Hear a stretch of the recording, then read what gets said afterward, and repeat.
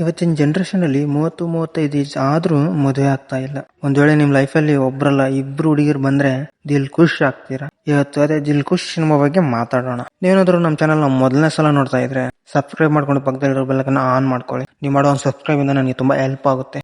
Video ಶುರು ಮಾಡೋಣ.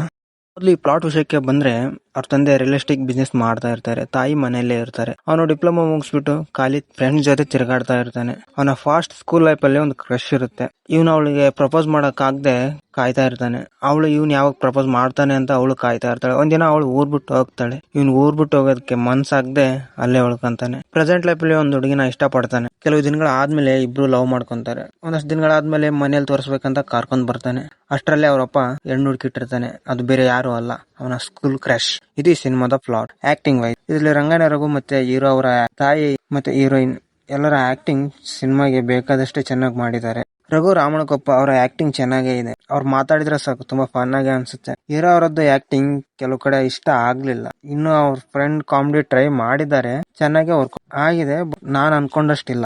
ಇದರಲ್ಲಿ ಟ್ವಿಸ್ಟ್ ಗಳು ಕಾನ್ಸೆಪ್ಟ್ ಎಲ್ಲ ಹೊಸದಾಗೆ ಇದೆ.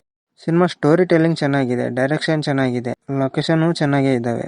ಆದ್ರೆ ತುಂಬಾ ಲೆಂತ್ ಆಗಿರುವಂತ ಡೈಲಾಗ್ಸ್ ಬೇಕಾಗಿಲ್ಲ ಅನ್ಸುತ್ತೆ. ಇದರಲ್ಲಿ ಬೇಸರ ತರಿಸೋದು ತುಂಬಾನೇ ಇದೆ. ಕೆಲವು ಕಡೆ ಸೀನ್ಗಳು ತುಂಬಾ ಚೆನ್ನಾಗೇ ಇದಾವೆ, ಬಟ್ ಅಷ್ಟರಲ್ಲೇ ಬೇಸರ ಮೂಡಿಸುತ್ತೆ. ಸಿನಿಮಾ ಬಜೆಟ್ ವೈಸ್ ನೋಡಿದ್ರೆ ಮೇಕಿಂಗ್ ವೈಸ್ ಇಂಪ್ರೂವ್ ಮಾಡಬೇಕಿತ್ತು. ಫೈಟ್ ಸೀನ್ಸ್ ಇವಾಗ ಸೆಕೆಂಡ್ ಹಾಫ್ ಚೆನ್ನಾಗಿದೆ ಅನ್ನೋದ್ರಲ್ಲೇ ಬೋರ್ ಆಗುತ್ತೆ. ಚೆನ್ನಾಗಿ ಮಾಡುವುದಿತ್ತು, ಬಳಸ್ಕೊಂಡಿದ್ರೆ ಇನ್ನೂ ಚೆನ್ನಾಗಿ ಔಟ್ಪುಟ್ ಬರೋದು. ಸಿನಿಮಾ ಯಾಕೆ ನೋಡ್ಬೇಕು ಅಂದ್ರೆ ರಂಗಣ್ಣವ್ರಿಗೆ ಅವರ ಫನ್, ಫಸ್ಟ್ ಹಾಫ್ ಅಲ್ಲಿ ಲವ್. ಈ ಸಿನಿಮಾಗೆ ನಾನು ಕೊಡುವಂತ ರೇಟಿಂಗ್ 5 ಸ್ಟಾರ್ಗೆ 1.5 ಕೊಡ್ತಾ ಇದ್ದೀನಿ. ಓಕೆ, ಮುಂದಿನ ವಿಡಿಯೋದಲ್ಲಿ ಸಿಗೋಣ. ಇನ್ನು ಸಬ್ಸ್ಕ್ರೈಬ್ ಮಾಡ್ಕೊಂಡಿಲ್ಲ ಅಂದ್ರೆ ಮಾಡ್ಕೊಳ್ಳಿ.